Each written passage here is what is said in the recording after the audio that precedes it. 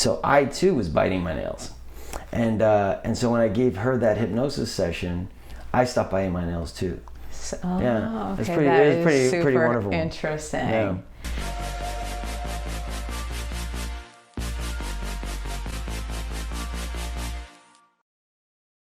Can I shift gears a little bit? Yeah. Because hypnotherapy. Yeah. Are you learning how to be a hypnotherapist or something? I got certified in hypnotherapy. You did? Recently? And during COVID. Oh, during COVID. Okay, so what was that about? Well, when I was younger, I was taking acting classes from Mark, and I remember, I would start the scene and I'd be shaking, and like my voice was like I was nervous, and like my voice would go, and I couldn't, I couldn't play. It was like I was being held back by my nerves, and so. And it wasn't, I felt free within the character, but people watching me. You're standing there playing a character, but also there's always people watching you. And so I'd feel uncomfortable sometimes because I was still shy. And so I went to a hypnotherapist, and I worked with him on that. And the next time I had class, it was like a drastic change. Really? I mean, Okay. I didn't feel any different because I was in the scene, but people were like, "What did you do?" Like, so you appeared differently. Yeah, I completely appeared different that's to the other people. They, what happened? It was 100% different. So the performance was different, but you felt the same? I felt more connected in the scene. Okay. But like, other people noticed it even more so. You know what I mean? Yeah. I mean, I wasn't focused on being nervous. I was just focused on being in the scene. So it was a fun ride for me, being in the scene and being connected to the scene.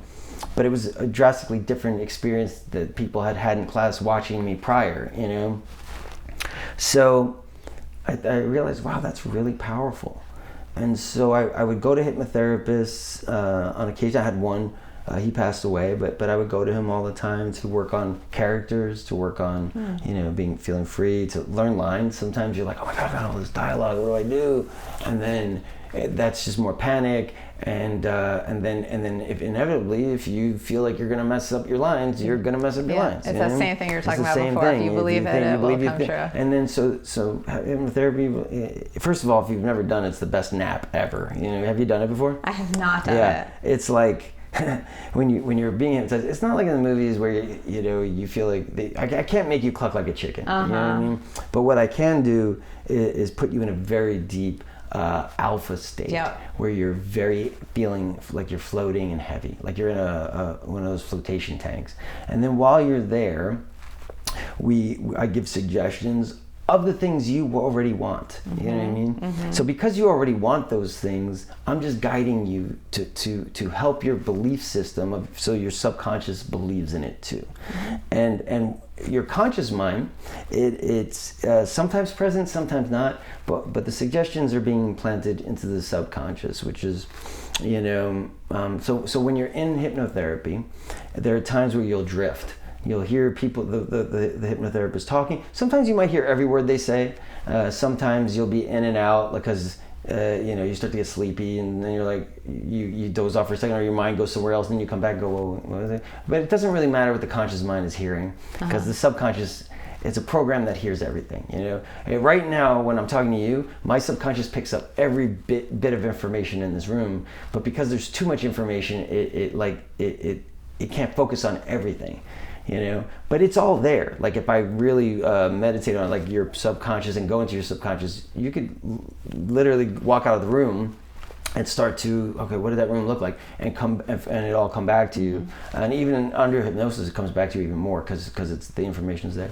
So anyway, it just helps your belief system, and so it gives you that boost of confidence in that area and brings awareness to it while you're in your present beta state. So I'll give you an example.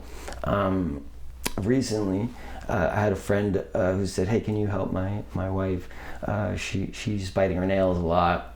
And he knew that I was a hypnotherapist. And I don't do it professionally, and I just do it for friends and family. Okay, so you got certified, but to do it for friends and family. For friends, family. And just because you were interested in it? And for myself, too. Like, I could now make tapes for myself, even though it always feels better when you're doing it with somebody. Wait, so you make tapes for yourself to do it to yourself? Yeah. Oh, that's really fascinating. Okay. So I said, yeah, I can help her. Okay. And I went to his house, and it wasn't like she doesn't lay down. She sat in a chair, and we did a 20-minute session on nail biting. But she's already coming there, meeting me halfway, because she doesn't want to nail bite anymore. But it's a subconscious program that she's in, and when she's conscious and in her beta state, her subconscious takes over, so she's not aware of when she's nail biting, and then she's like, and then she looks down, her nails are all red and her fingers are nailed. So through hypnosis, under hypnosis, and I gave her suggestions, it just brought all of that into the awareness. And she already doesn't want to, bite her nails. So now when she goes to put her fingers in her nail, she notices. And then she can make a conscious decision to stop, right? And she wrote back and she's like, I've got perfectly wonderful nails. Oh, amazing. Now, the benefit of that, for me, is it also helps me too. Sometimes I'll help people and it helps me too, because it brings that into my awareness as well, right? So I too was biting my nails. And so when I gave her that hypnosis session, I stopped biting my nails too. Okay. It's pretty wonderful. Interesting. Yeah. That is cool. Interesting. So that you were picking up on it too, because your subconscious is, of course, what gets in the way of all of your intentions and desires. Because it's a program. If you're not, and that's what mindfulness is, right? You're just bringing attention onto your present moment. And most of the day we spend not being mindful, and the subconscious program is running all day long. You know what I mean? So you're being triggered by this, stuff like that. Yeah, you're constantly reacting to things that you don't even know why. You'll be eating something, a cookie, and you're like, did I just eat that whole bag? I used to smoke, and I would smoke, and I'd have I have a cigarette going, and then before I even put it out, I have another one go. Like your subconscious is doing it, so you're like, oh my god, I have 2 cigarettes. So that helped with that too. Hypnosis helped with that too. Yeah. And I did it for my cousin, who was an avid smoker, and within just one session, I made him a session and a tape. I said, listen to the tape at nights too, and he stopped too. So it really is a powerful tool. I was just gonna say the word powerful. Yeah, it's a powerful tool, especially for things like that that are just very specific habits that we have that you can just undo. Because there are so many things, we are so unaware of how we hinder ourselves all the time, but you're constantly processing things in a way that you aren't even aware that you are processing them based on things that are already so embedded in your subconscious. Big point in case, what my dad set up for me, I wasn't even aware of that, right? That if you're passionate about something, he instilled that hypnosis, that's what that is. It's a message, right? Now, if a parent instills a message of, you're never going to make it, you're not going to be good enough, you know what I mean? Or a message, and you carry that on, that could be powerful in a very negative way. And so have you ever worked on something bigger like that, that's so embedded from childhood? Because that's you're spot on about that. Yeah. I mean, I'm working. I did a hypnosis session with someone yesterday actually, to work on stuff that I felt like I was bringing up from my childhood. You know what I mean? But I think also you have to be trusting enough of the person to be able to dig in that deep kind of way. Well, it's like therapy, right? Yeah. So you go to this person and you trust them like it's a therapist. Yeah. And I went to my therapist. I said, look, these are my issues I'm having, and I think that they're stemming from this messaging, and you just have to, under hypnosis, she helped change those messaging. Now, I just did it yesterday, so we'll see how that takes. And sometimes there's a tape, so it reinforces with the tape. But I do believe in it, and I believe that you could change messaging. You could change it through therapy too. You can sit down at therapy, that's why I do that, and then try to consciously change patterns that okay, I'm doing that thing, I'm getting triggered.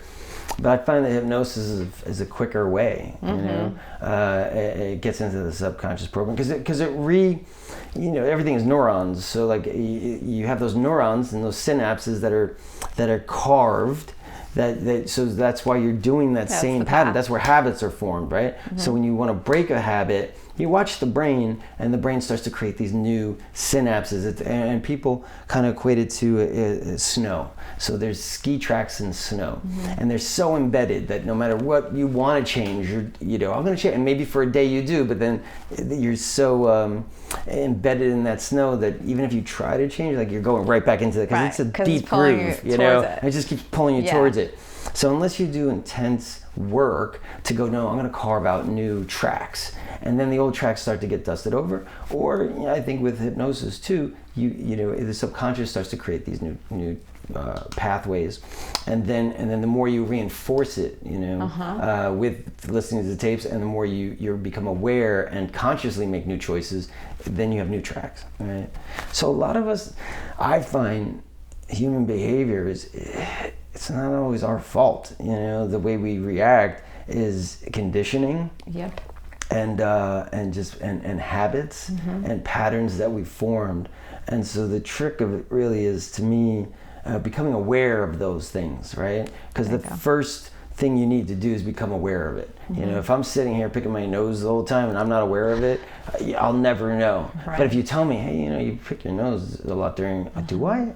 Oh my God, okay, let me look for that, Or if there's a video and you see, then all of a sudden it's like, okay, there's an outside feedback that's telling me something that now I'm aware of. And if you look for it, then you can change it. But if you don't know, and your subconscious pattern keeps doing this thing, then you'll never change it. You just be like conditioned to it and a victim to it. So spot on. All of this. It's true, because I talk about a lot of this too, and I practice a lot of this stuff, even though I'm not doing therapy in the sense full therapy. Like now it's more like coaching, mental health consulting and whatnot. But it is these other ways of thinking, and we have these narratives, these self-narratives that we've been speaking to ourselves all of our lives most of the time, unaware, but those are patterns also. So these narratives were created a long time ago. But if you're unaware of it, you will never change the narrative. You'll just believe the story that you've been telling yourself. And then when you're believing that, you create more situations. Because if I said to you, I want you to look at red. Look for red, and every day get up and look for it. You'll see red everywhere. And then you stop seeing everything else. No yellow. There's no yellow. There's no yellow. There's no green. And you start to complain. There's no yellow in the world. There's no orange in the world. There's no everything. Everywhere I look, there's red. You know what I mean? So it's like you have to change that narrative. And there's ways to change it. There's therapy, hypnotherapy. There's different ways to become aware of mindfulness, meditation. But look, easier said than done. I'm not a guru. I'm not a professional. I still work on myself all the time.